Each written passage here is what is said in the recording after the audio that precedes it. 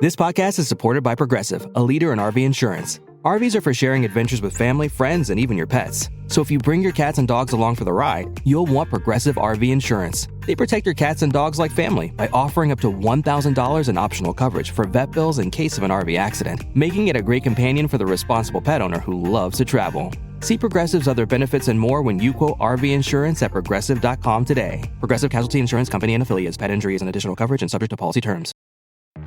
This weekend, only at Macy's, it's our lowest prices of spring. How low? Diamond rings, pendants, and earrings, only $399, originally $1,500. Ninja blenders, now $89.99. And $395 men's designer suits, only $99.99. So if you're wondering why you should shop Macy's lowest prices sale, well, the name pretty much says it all. It's our lowest prices for one weekend only. Starts tomorrow at Macy's. Savings off already reduced prices. Exclusions apply.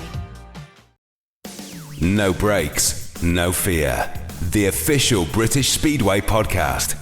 Welcome along to No Brakes, No Fear. I'm Ian Brannan. Coming up, reaction from Monday night after the Ipswich Witches edged past the Birmingham Brummies. You know, it's what's good about the team at the moment. The reserves have started brilliantly, and they've shown that we have got strength everywhere. So, look, I couldn't be happier, but it was tough. We'll hear more from Chris Louis shortly. Our main guest in this episode is Chris Bomber Harris. It was a tough night, though, for Chris at the National Speedway Stadium. But on the flip side, he's the 2025 Championship League Riders Champion. I've been trying to win it, and it's never been there. I've been close, and that was silly. But, I managed to finally get my name on that trophy. Much more to come from Chris Harris in the second part of No Brakes, No Fear.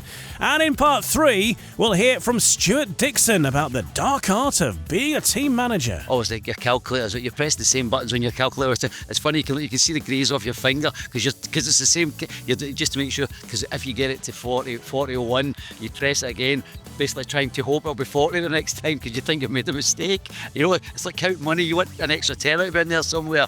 And before the end, we'll hear from Charles Wright and Eric Riss of the Redcar Bears, as Redcar claimed the Cab Direct Championship Pairs title once again. All to come on No Brakes, No Fear. No brakes, no fear. The official British Speedway podcast. Welcome along to another week of No Brakes, No Fear, the official British Speedway podcast. 2 major events in the Cab Direct Championship to kick the season off last weekend.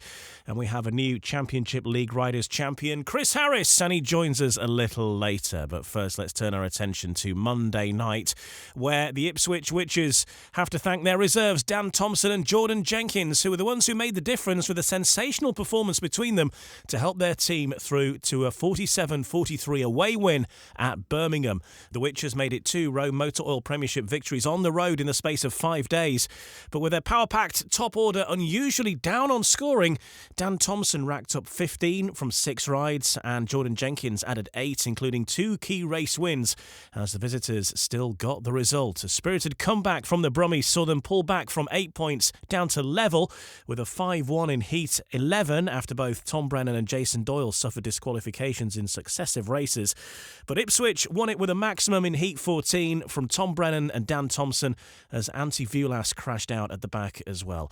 Let's get some reaction then now from some of those involved. First of all, let's hear from the victorious co-promoter of the Ipswich Witches.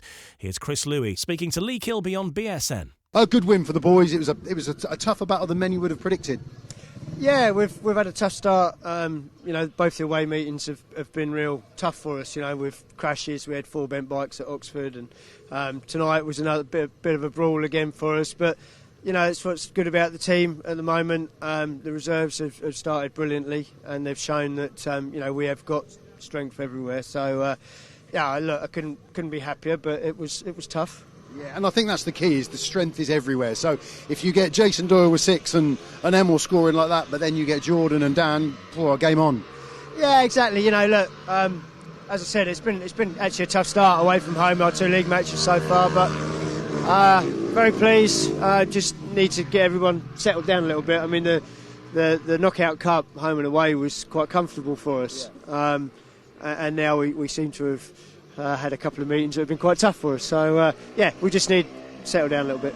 Yeah, that's terrific. Congratulations on the win. And just talking about the league in general, it's really pleasing for a lot of people, and me especially, to see people like Michael Jepsen-Jensen stepping back in, Matty Zagar stepping back in. The league's looking good this year. There's some even sides near that top end, I reckon.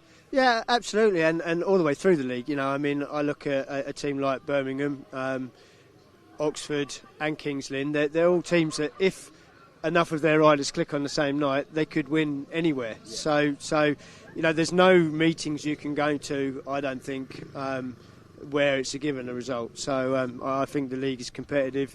Yeah, okay. I think Bellevue, Sheffield, Leicester again, but you can't rule anybody out.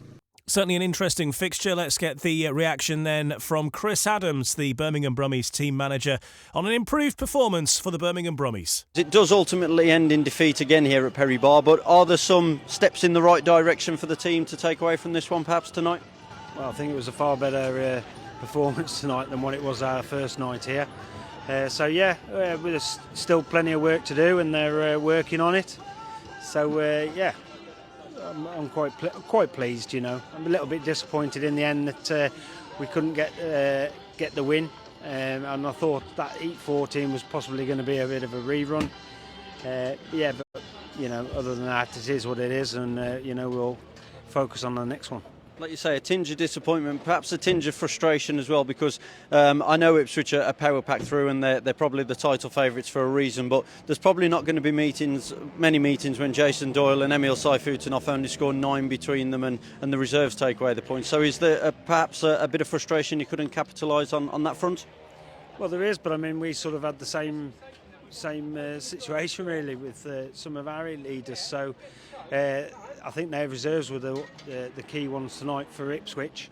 But as you say, they're a real strong side, and I was glad that we run them close. A couple of the positives though, Jonas Jeppersen, we've seen some good rides, just need a bit more consistency perhaps, but some good early signs from him, and Michael Jepsen-Jensen rounding off his night in style with 2 wins. Yeah, definitely, and Jonas, he was definitely in my mind for Heat 15. But when you're in that number 2 position, it's quite a long time from your last ride to Heat 15, and things do change. And Keenan just sort of messed up his gate in Heat 14, so I felt it was better to give him another shot in 15, to see if he could capitalise on making that gate. And Michael was superb in his last 2 rides. Yeah, and a bit of a break now, a fortnight's gap before that Bank Holiday Monday double-header, Bellevue away and at home. Do you think that'll give the boys a bit of time to think about things before coming back on Easter Monday? Well, I think it gives every rider a bit of time, but I think it's probably better if you can ride every week if you can. But unfortunately, the fixtures haven't sort of fell that way. But we're certainly looking forward to the double-header. It's a busy Easter period on the way. Let's look at the other fixture from Monday night then, and champions Bellevue got off to a winning start at home in the ROWE Motor Oil Premiership with an emphatic 57-33 victory over Kings Lynn in Manchester. The Aces had narrowly triumphed in the reverse fixture last week, but they were much more dominant at the National Speedway Stadium. Dan Bewley getting 14+1 and of course scoring a paid maximum. Fellow Heat leaders Brady Kurtz and Jamin Lidsey both scored 11 as the Stars were unable to land a blow. Chris Harris suffering mechanical trouble whilst leading Heat 2. Niels Christian Everson picked up 11 from 6 rides for the visitors. We'll hear from Chris Harris a little later when he joins us on the podcast, not long from now. Looking ahead to the next round of fixtures then in the ROWE Motor Oil Premiership, and it's a busy night on Thursday night. Ipswich Witches take on the Oxford Spires. Ipswich 48-42 ahead on aggregate from the first leg of that tie last week. Leicester open their accounts at the Hydroscand Arena, and that's against the Bellevue Aces. And at Sheffield, Oleton Stadium, the venue for Sheffield up against Kings Lynn. Of course, coming off that defeat against the reigning champions. Not an easy place to go. Straight back against Sheffield, who were emphatic in their opener at Oleton in the ROWE Motor Oil Premiership last week with a massive victory over Birmingham, 61-29. A win that was dedicated to Ty Woofenden, who remains in hospital in Poland. The Tigers operated as a 6-man unit and following Woofenden's crash in Poland last last weekend, but dominated proceedings at Overton to record their joint highest victory ever in the Premiership. Inspirational skipper Josh Pickering bagging 16 plus 1 bonus. Number 1 Jack Holder with 14 dropped just a single point apiece, whilst Anders Rowe with 11 plus 4 bagged a brilliant paid maximum on his Sheffield debut. Let's hear a bit of reaction after that fixture then. A massive win on what's been a tough week over the last week or so at Overton. Here is Captain Josh Pickering. Well, Josh Pickering, 61-29. That is a truly professional performance from the boys, particularly when you consider the circumstances in the build-up to tonight. For sure. Should have been 62-28. I done myself out of a point there in 8-12, but anyway, that's the way it was. It was an awesome team performance. Our backs were against the wall, and it goes to show you a great team can get going when the times are tough. So proud of all the boys here tonight. Obviously, we've got something sitting in the back of our mind. We're going to continue to have that for a number of weeks, or I personally will have anyway. It's things I told you before. I didn't want to talk about it leading up to the meeting, but things hit close to home when it's one of your best mates, you know. So yeah, it is a tough one. It's a tough sport that we do, man, and there's many highs and many lows. And Ty, he's had every single high in the sport, and now he's experienced a very tough low. So again, I just can't stop thinking about him and the kids and the family. So thanks everyone. But yeah, I'm getting a bit emotional. But yeah, great team and very proud of the boys. Naturally getting emotional as well. You could sense the emotion in the stadium, and at the end there, the whole crowd cheering his name as well. You can tell it's just brought everyone even closer together at this club. Yeah, for sure, man. It's nothing wrong with men crying either. Shows we've all got feelings, but yeah, again, considering the track hasn't been touched in over 6 months, and we've only had one practice here, and Anders, I can't take Matt off enough for him. Rode unbelievable all night. I don't even know if he ended up getting beat or not. If every race I watched him, he was either winning or a paid win. So Leon and Denyon, they battled hard as well, and Denyon caught himself out in turn 3 and 4, but he's going to learn from that and bounce back. But yeah, myself, Jack and Chris, yeah, I can't take Matt off enough. And now the challenge to back it up 7 days' time against Kings Lynn. Yeah, no problem at all. I've got plenty of rest now. There you go, Pico. Well done to you and the boys tonight. Obviously, that 7 days' time is much less than that now. That's this coming Thursday. And Sheffield Tigers against the Kings Lynn Stars at Overton Stadium. 7:30 start time. And that one will also be live on BSN this Thursday evening. And a busy week ahead next week in the ROWE Motor Oil Premiership as well. We've got fixtures again on Monday. The Bellevue Aces hosting the Oxford Spires at the National Speedway Stadium. And the Kings Lynn Stars hosting the Leicester Lions, which is another fixture will be on BSN. Next Monday night.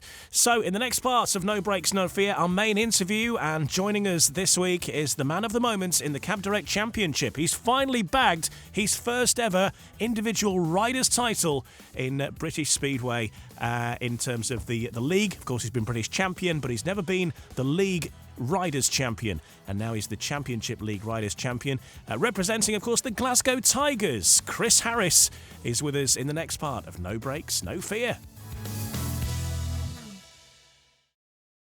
No Brakes, No Fear, the official British Speedway podcast.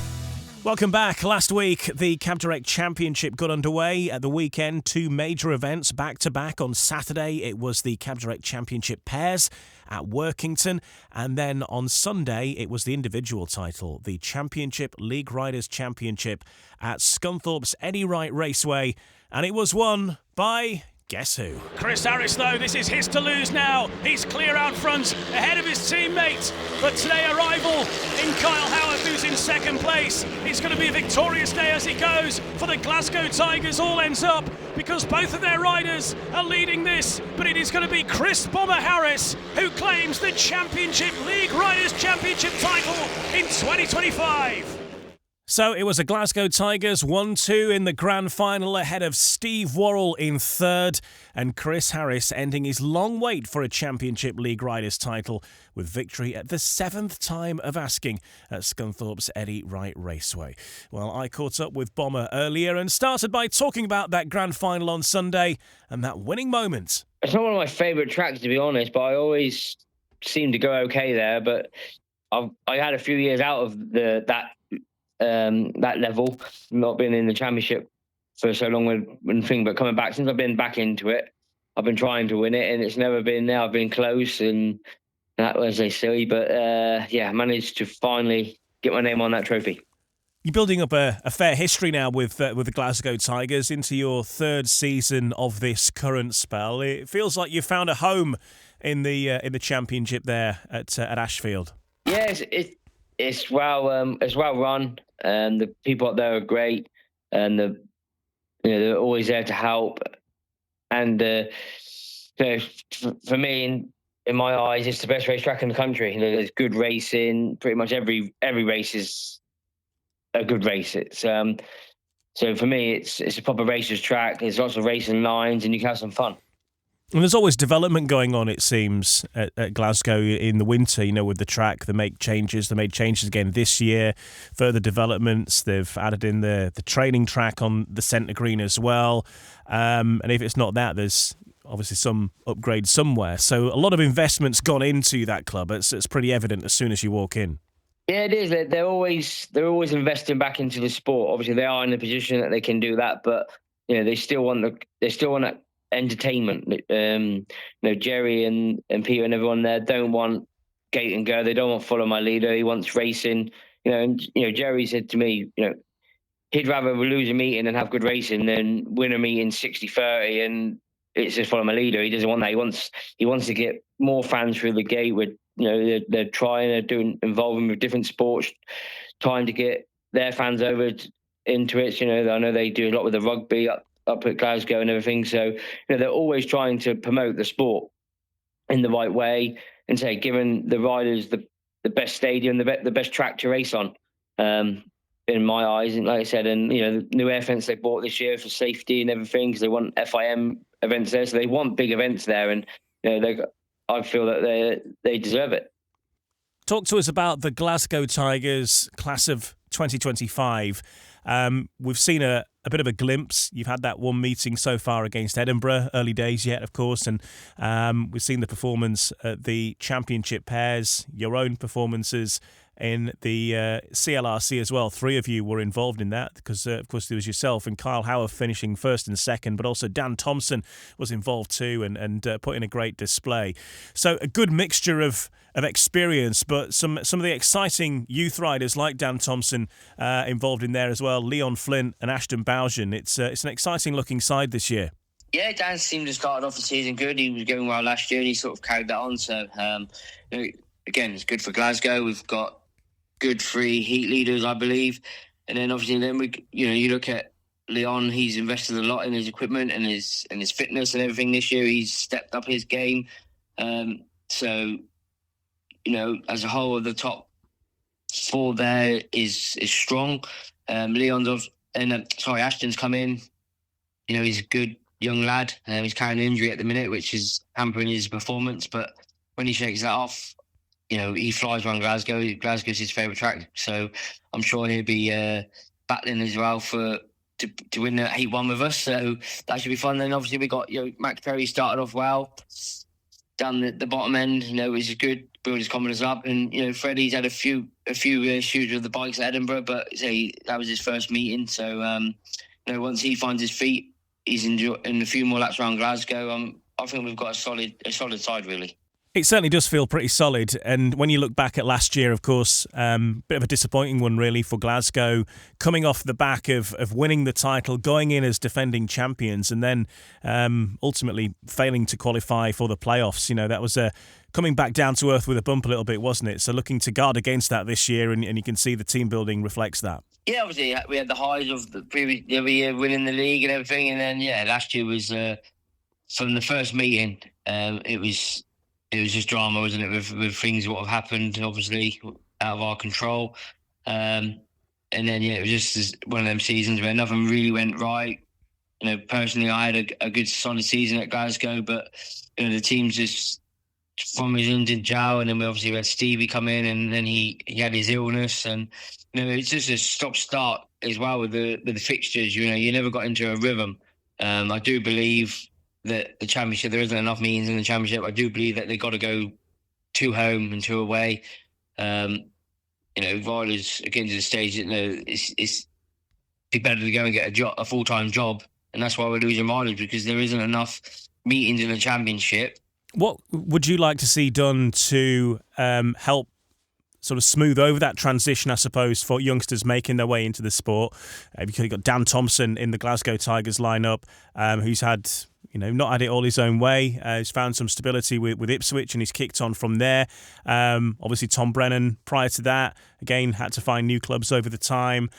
Maybe now, obviously, you've got young Cruz there. He's got a long way to go yet, but maybe in future he might want to take the sport up. And so you look at it through different eyes now. How would you like to see the sport move for youngsters to help them get a footing in the sport? Nowadays, it's so easy just to drop a rider, and I don't believe that. You look at Dan a few years ago at Leicester. He got dropped there, and he went somewhere else. And so that's when they dropped them. Teams just drop riders left, right, and centre, and I just don't believe it should be, especially that younger age.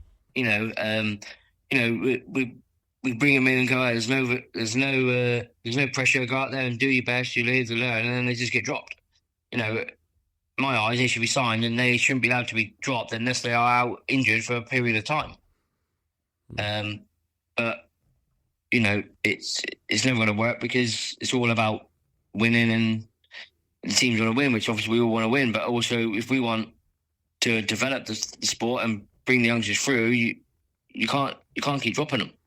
They've got to be learned and taught and give that track time. But where we lack over here, there is nowhere where you can practice, and if we do want to practice, we've got to hire the tracks. Where obviously Poland, they're in a different position. You can practice like that 7 days a week, and they're encouraged with that. Where over here, you've got to hire the stadiums, and it's not cheap even for any rider.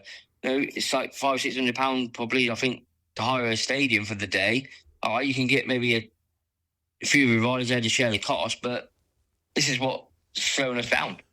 How's that changed then since you were starting out? Obviously, you had to get experience at some point. It's a bit of a double-edged sword. You need to be a rider with experience, but sometimes getting that experience is very difficult. So what was it like then versus now? How did you get your first laps? When I was a mascot then, I went on before the meetings and after, where obviously we're trying to do that now with the e-bikes. Cruz is on his Revy, his electric bikes. They've stopped all that now. So, we've had to get him a Pee-wee 50. Petrol bike, but not every tracks want or allow riders to go on before the meeting because they got obviously prepare the track and obviously times what you're allowed into the stadium. So it's a hard one, but it's more down for just practicing really, hiring tracks here and everywhere, and it's just a cost for everybody, and the price of living nowadays is a lot, isn't it, as for everybody. So, if you've got to spend £500, you just think, do I go and practice somewhere, or do I put that into something else, or, I've got to put it into my bikes because the clutch plates and this and that. So it's a vicious circle at the minute. It's a bit of a sort of a chicken and egg situation, isn't it?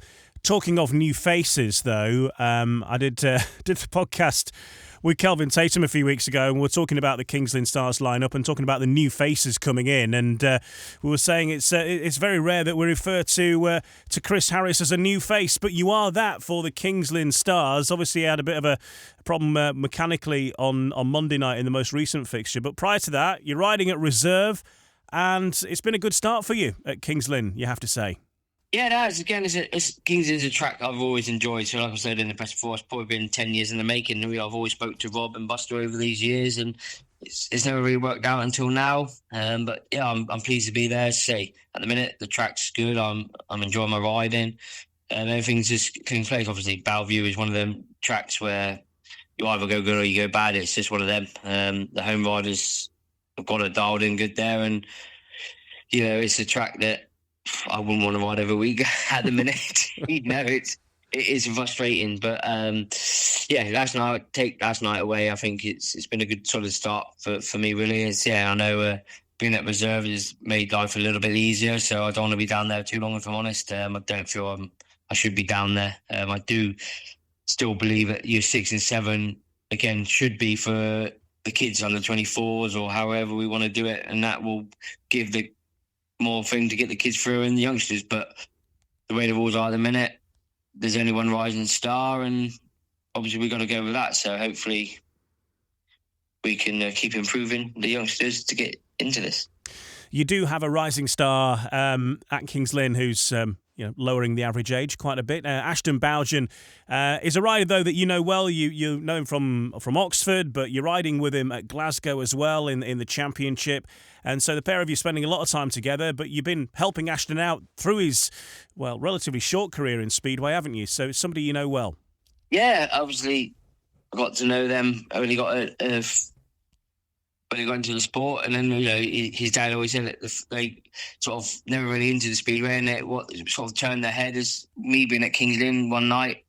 I come from the back, and they was like, "Wow, this is exciting!" So they got involved then, and Ashton's got a lot of talent. It's just finding that what suits him on, again, how to ride and the setups and everything. So he's still young. We've got to remember that he's just got a lot of learning to do and just take everything in. But it's good to be riding him. Obviously, him at Glasgow and at Kings Lynn. I'm paired at say Glasgow 1 and 2, and then 6 and 7 at the other end. So in the other league. So it's good. So hopefully I can pass on my bit of knowledge, and he can learn from everything there and just enjoy his racing.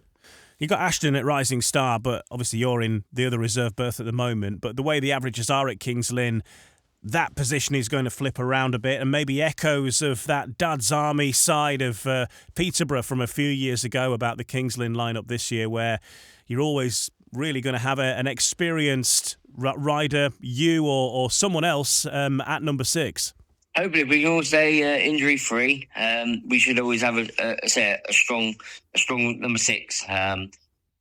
We're all pretty close in the averages. That's where the team was built, so it was strength and depth and everything. So we just got to all click. So obviously, last night aside, it was we had a few issues at home against Bellevue with obviously bike problems and that. So some of the boys. So hopefully, we can start have good meetings and put some wins on the board.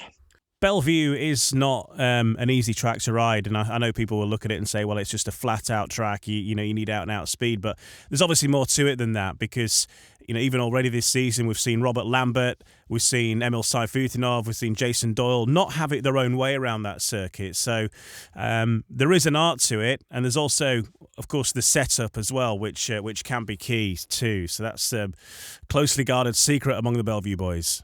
Yeah, it is. I think everyone I speak to, they always, even the good ones, it is a frustrating track, and if you're a home rider and they've got it dialed in and they know different conditions, what setups to use, and that's the beauty of having a home track like Bellevue. I guess you've got that home ground advantage. As I say, in a way, rider, it can be frustrating and everything, especially when you just want to go out there and race. But they've got their track the way they want it, and that's part of it. So we just got to try to learn and adapt and keep trying to push and see what we can do. After a tough night at the National Speedway Stadium, I'm not sure that heading to Oleton to face the Sheffield Tigers is an easy confidence booster, but that's where you're heading next on Thursday night. But that said, the team that Kings Lynn have got, you've got former Sheffield riders in there. You guested and helped Sheffield win the title just a couple of years ago, so you go there with a fair amount of experience. Yeah, I think sometimes after having a meeting like we did at Bellevue, I think going to a track like Sheffield will G us up. None of us are really sort of real down about it. We have our group chats, and we all know what Bellevue's like, so we just got to park that one, put it to bed, and just move on to Sheffield. And we all know how good Sheffield track is, how good the team is, but likewise, we've got riders that are good around there. So I can't see why we can't go there and go for a win. And I believe we can. I think we're more than capable of doing that. It's just hopefully we've had all our bad luck out of the way with engine failures and change braking and everything. So we go there with a positive mind to get the points on the board. Obviously, you had that machine failure in your first ride when you were out in the lead for Kings Lynn on Monday night. Was that an expensive one? Was there smoke coming out the back, or is it something that's fixable? Yes, you ruin your wing normally and your bank balance, but no, I was lucky. It was just this quick, simple fix. Good stuff. That's relieving to hear on all fronts. Heading in towards Easter, of course, it's just around the corner. The season really getting going, so busy for Kings Lynn, but also busy with the Glasgow Tigers as well. Plenty of action coming up with the BSN series and the league campaign now. Yeah, it is. We've got the second leg of the Scottish Cup for Glasgow on Friday, so against Edinburgh. So hopefully we can finish top there. Got a little lead there. So hopefully that'll be another trophy in the cabinet. And then, we push on for the leagues, other leagues and the other trophies and that for the thing and both. So, I'm looking forward to a solid season and with both teams and hopefully playoffs and finals and lots of silverware. And the school holidays here as well. So great for people to get out to Speedway. But also, does it mean that Cruz will be able to join you on tour and to meet his adoring public and sign his autographs? I'm sure he will. Every track I've been to this season, everyone's asked where he is. So obviously he's more popular than I am now. So I'm just an afterthought now. He's keen. He's loving it. And to be fair, everyone makes him welcome, and he's taking his stride, and he's very polite. He always says thank you and shake the hands and goes for photos and autographs. So everywhere he goes, he's always wanted. And he was great in the Glasgow team reveal video as well. He had a bit of a starring role in that, didn't he? Yeah, he did. Peter and everybody asked if he could come up and be part of it, and he really, really enjoyed himself. And all the management up there made him welcome and nice, relaxed atmosphere for him. And he was a star of the show. They had the only one with only lines, so he pulled it off. It looks like he's going to be a tough negotiator with Peter Fasena when the day comes. That's for sure. If he takes after his mum for negotiations, and they're in for trouble because she's good at negotiation with her job and that. So it's I don't do that side of it. I just stay away and just be the mechanic. I don't do side of money. Safest way. Look, Bomber, thanks for joining us, and all the best for the rest of the season. And next up, we'll see you on Thursday night for Kings Lynn against Sheffield. But all the best for the season. Thank you very much.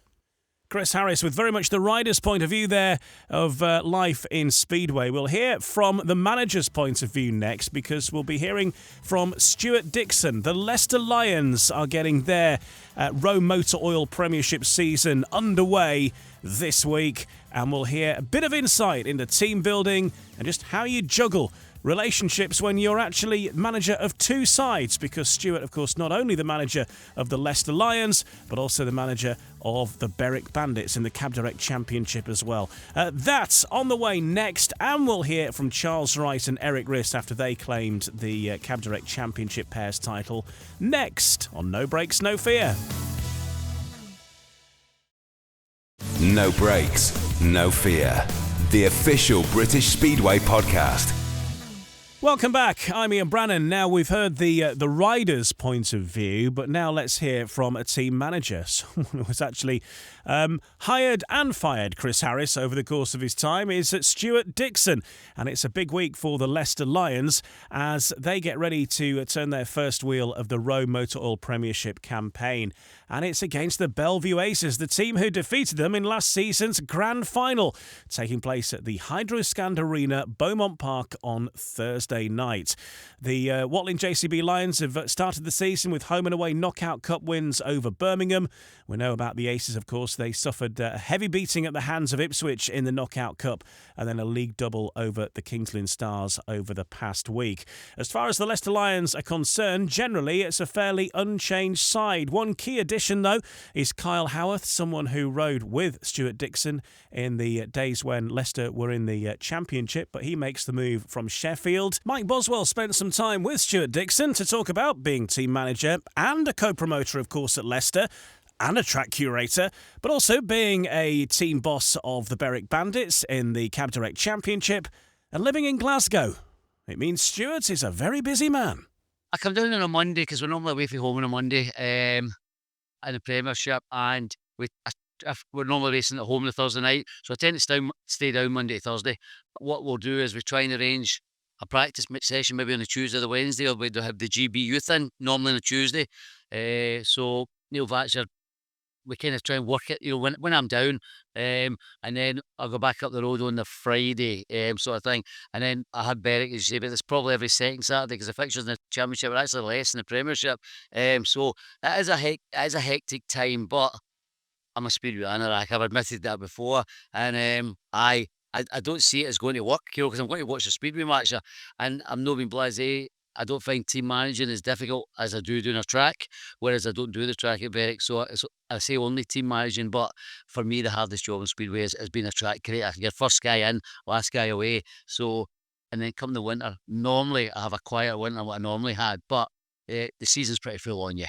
And sort of in the nicest way, no one ever gets to see those length of hours. I mean, I was talking with Doherty earlier on this week, and there's that kind of just 10% where you're riding, the rest of the time is organisation, putting on the meeting. So for Stuart Dixon, how do you look at putting your team together, and does actually being involved in two teams help grow the network of riders that you have access to?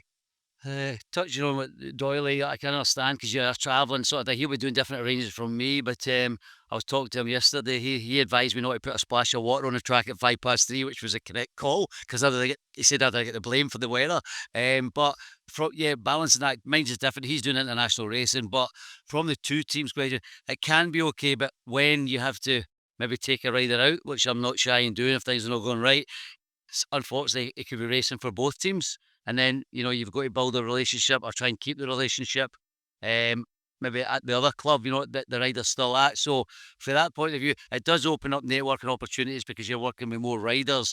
But at the same time, as I say, there is the difficult side of it. If results are not going away and I feel I need to make a change, I also outline to the rider, these are two separate clubs. You remember that one club doesn't affect the other. And I've got to emphasise that at the start of the season, yeah. So when you put together this year's side, how were you thinking? Obviously, Rich has moved on. The first fixtures for Leicester are coming up very soon. But what was in your head around Christmas time? Well, Richard, you touched on him. I'll answer that question. We obviously tried to get Richard back. He's went to Kings Lynn. I think he really wanted to go back. You can kind of tell with a rider when he wants to know. I don't want to use the word, we pinched them off Kings Lynn a couple of years ago, to be honest. Maybe they've returned the favour, I don't know. But we were 42.07 in the averages. We'd only built to 40 for the 6 riders with RS at the bottom end. So he saved me another task, sort of. So when that Richard informed us that he was going to go to Kings Lynn, there was no fallout. It kind of made things easier for me. I kind of knew I wanted to do. Kyle Howarth had been in touch with me. Damien Bates, who I still keep in contact, also Mark Bates.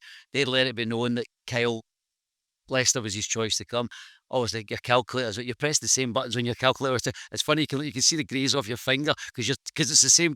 Just to make sure, because if you get it to 40:01, you press it again, basically trying to hope it'll be 40 the next time because you think you've made a mistake. It's like counting money. You want an extra 10 out of in there somewhere. And we got Kyle saying, and I got most of the riders back for last season. And my thing is what's not broken, don't try and fix it. Don't try and be too smart. They all wanted to come back, which was good as well. And as you can see, we're all ready to go. There's a good feeling in the camp. Everybody will say that. But these guys, I've known each other longer than what I've known them, like the Sam Masters, Dougie, look, but all together at Wolves sort of thing. So it's quite tight. I think it's good. There's a good mix with the Aussies. We've got the American flair in there. I think, it looks look good. And we've got the two young British boys at the bottom who are determined to prove their worth. And sort of on the team, it doesn't look as if many of the team have taken a rest over the winter. I caught up with Luke when he was out in Kern Speedway. He was certainly doing matches, but the same also for a lot of the other contingent. Do you think that's going to help them going into it, or are you kind of firm believers need a little bit of a rest in between? I think you've got to find a balance somewhere in that sort of thing. I think Sam Masters done less, but I think he ended up doing round 3 of the Aussie Championship because somebody pulled out or something like that, I believe. So I know for him, he said that was enough. Whether other riders like to be a little bit more active. Max Fickle's like a knee injury as well, riding the Aussies. So I think there's a balance there. For me, what they do abroad is, I'm not being disrespectful. It's no, as long as they don't get injured, it's no really my concern what they do. When they come back to me, we had a practice session last Tuesday, we'd one last Friday with the pressing practice on the Thursday. So we've been very active. Riders are happy with the track, and as you rightly say, our season starts tomorrow night. We're geared up for it, and everybody seems quite happy this time. I think every rider is full of ambition, as team managers are and clubs are, and and it's a good way to start the season. We're full of ambition. They'll have their individual targets, and I'll have the collective team ones. But they all seem to be good, and some like more practice than others. I think that's the way. Yeah, I can see that. I can understand that. Certainly, as I say, just talking to some of the riders, they're like, no, it's better for us to be on the bike. It's certainly better for us to just get in and have some competition. Now, when we do talk, you're always a very forward-thinking kind of guy. You're always thinking about what's the next step, where we're going. Leicester, we've got some local derbies happening, obviously, with Bowen. What do you see for 2025? What can Leicester bring? And also, at a more of a national level, what do you think Speedway is going to kind of elevate itself to in the Premiership this year? From a Leicester point of view, as Mike Boren, we aim for top four straight away. I believe it's going to be a big challenge for us. I think there's one or two standout teams, which I don't need to say. I think most people know who they are, but it doesn't always go that way in Speedway. As you can see from the quality of riders here today, we've got 49 riders, all 7 clubs, which is great to start straight away. I think we're probably strong again. We'll get Matty Zager back, Toby Mazzola back, sort of thing. You got Michael Yipson Jensen. So it's to get a 7-8 point average, like you've got to be a really good rider. So we are out there. I think obviously the help with Phil Morris coming in. I think that we're given a bit more respect by other countries now, which could maybe 3 or 4 years ago we were the lesser ones, and I think that's fair comment. But now, what I do feel is we need the supporters to come out a little bit more, because last season we were kind of just dropped off a little bit compared to the first season back in the Premiership. Hopefully, I know we say every year some decent weather wouldn't go amiss, but when you look at some of the matchup, we're at Birmingham tomorrow night. They've got 3 heat leaders. Matty Zager, Toby Mazzola, and Michael Yipson Jensen. That's a proper team. So we're in for a tough night, and I don't think there'll be any easy matches. There's a much more balanced look about the Premiership this season, whereas 1 or 2 clubs maybe last season, as you see in the league table, were adrift. I don't see MD being adrift this year. It's going to be tough. It looks very tough, and it looks very exciting. A lot of riders kind of coming back. Just a final thought for you. We talk about bringing new people through the door. Do you think we are kind of moving towards improving the show? A little bit of a thought about how do we get, let's just say, the 16, 17-year-olds to drop their phone. What's your thoughts on that? I think you're right. We do look more professional. You see the race suits and that in the way. I think track preparation's picked up in British Speedway as well, across the country. You had a good question there with the 16, 17, and they are on their phones. Do we bring some sort of game that is almost like a Speedway related game into the phones, and then they might want to actually go and watch live action? I think that's something that you capture the imagination of the teenagers, because Leicester Speedway closed for a long time, and we missed generations of supporters that were going to come and watch us. And you look, we do have quite an elderly support. I see it in the stand, see it around most stadiums in fairness, but we missed a lot of years with the stadium closing down at Blackbird Road and reopened again. But we all get tricked to Speedway because your parents dragged you along, was maybe a better word at the time. Sort of, you're going to the Speedway with your dad tonight. End of story. That was it, sort of thing. So, but a game maybe you hear the FIFA 25 and they're all watching that, and obviously my grandchildren watch that nonsense, but I don't know if we can do a Speedway related game that would kickstart and get us into the public image, because we're seen as a bit old fashioned and we need to change that, and there's better people out there to do that than me. I don't know. I think Stuart Dixon to become a game developer would be the plot twist of 2025. It's a good insight there from Stewart Dickson. Fascinating. And the Leicester Lions get underway on Thursday with their opening match. And as I say, it's a rematch, in effect, over the Bellevue Aces to kick off the season, starting the way they finished. But, of course, Leicester will be hoping for a win this time on that one. Now, finally, before we go, let's have a look back at the Cab Direct Championship pairs. Redcar Bears made it 3 pairs titles in 4 years, with victory in the first half of that championship big weekend at Workington on Saturday. The Bears duo of Eric Riss and Charles Wright defeated Poole in the final, with a race featuring a crash between Eric Riss and Louis Kerr on the first lap, from which the Pirates rider was disqualified. Riss then overtook Zach Cook in the rerun, with Charles Wright in third as the Teesside outfit made sure of the crown. Charles Wright taking it for the 4th time in his career in total. Well, speaking after the event then, we can hear from Eric Riss in a moment, but first, Charles Wright speaking to Roy Clark on the centre green at Workington. Yeah, it's a shame the way it ended. All the fans want to see everyone cross the line and be okay. But it's just one of them things. I went through it last year at Oxford with Scotty, and it's not good so early in the season, crashes. So, both guys are all right, and that's the main thing. It is, and for this club to once again pick up some silverware right at the beginning of the season, where they've been highly tipped, it must be pleasing for yourself. Yeah, it's a good start. Obviously, bringing Eric back in strengthens us up, and we're not started the league yet. No, it's a good start to the season. That's all I can say. Certainly is, and we'll catch up with Eric now. Eric, back with the red car Giulia Bears this year after a while away, and it must be pleasing for yourself to pick up a trophy in your first meeting back with them. Yeah, of course it is. I mean, today we had the goal to win it here. Probably every team had that goal, but we managed to do it. But I think, we would have rather won it with 4 riders in this race, and likewise the other way around.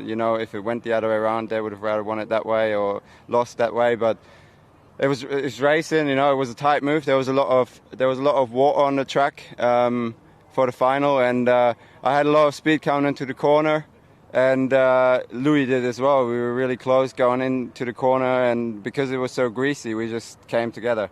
Racing incident, but unfortunate to end this way. But obviously, at the end of the day, we got the win. This is why we came here. So yeah, happy days. Yeah, Eric Riss wasn't feeling 100% the day after, so had to pull out of the Championship League Riders Championship. But well done to the Red Car Bears, getting the title once again as the best pairs. And that combined with, obviously, Poole getting to the final of the pairs. Glasgow putting a strong showing in. Steve Worrell coming back from his illness and his time out of the sport last year to get on the podium as well at the CLRC. It all bodes well, and looks like it's going to be a fairly even season in both leagues at this moment in time. Let's have a look at how the fixtures are panning out as we head into the season. And we've got the first of the championship action in the Maxi Cab Knockout Cup quarter-finals on Wednesday as the Oxford Cheetahs host the Scunthorpe Scorpions. That's a 7:30 start time there. Thursday, back to ROWE Motor Oil Premiership action, and it's the Ipswich Witchers against the Oxford Spires. Ipswich ahead 48-42 on aggregate in that one. Leicester opening their account, as we just heard a short while ago, against the Bellevue Aces, and it's Sheffield versus Kings Lynn at 7:30 as well. And you can get live streams of the Leicester meeting on Leicester's own website, and Sheffield versus Kings Lynn is the one on BSN on Thursday night. Friday, Scottish Cup action. We heard from Chris Harris earlier. Well, it's Glasgow against Edinburgh, and Glasgow are ahead narrowly, heading into their home leg at Ashfield. 47-43 the score at half-time. And at Red Car Bears hosting a Newcastle select side. We talked about Steve Worrell, he's one of them. But a good lineup of former Newcastle riders in that one, keeping the Monarchs name alive. And that is at Red Car, 7:30 the start time in the Tyne Tees Trophy. On to Saturday, and the National Development League season gets underway at Armadale on Saturday. The Edinburgh side hosting Middlesbrough. Meanwhile, there's 2 matches to come in the NDT in the coming days, where Birmingham have already made a winning start, 51-38 home victory over Leicester Fox Cubs. The Bulls next host Kings Lynn on Monday. Whilst on Sunday it's the first appearance of the new Kent Eagles team at Iwade as they take on the Fox Cubs. On to Monday's ROWE Motor Oil Premiership action. It's the Bellevue Aces versus the Oxford Spires at the National Speedway Stadium. Kings Lynn Stars hosting the Leicester Lions. That's a 7:30 start time at the Adrian Flux Arena. Again, another fixture that's live on BSN. And then casting further into time, we've got action on Wednesday as the BSN Series gets underway. And it's the Oxford Cheetahs versus the Poole Pirates.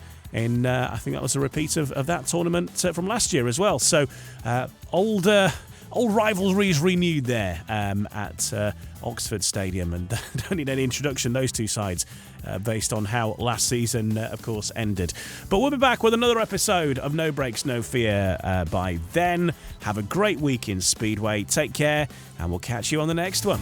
No Brakes, No Fear, the official British Speedway podcast.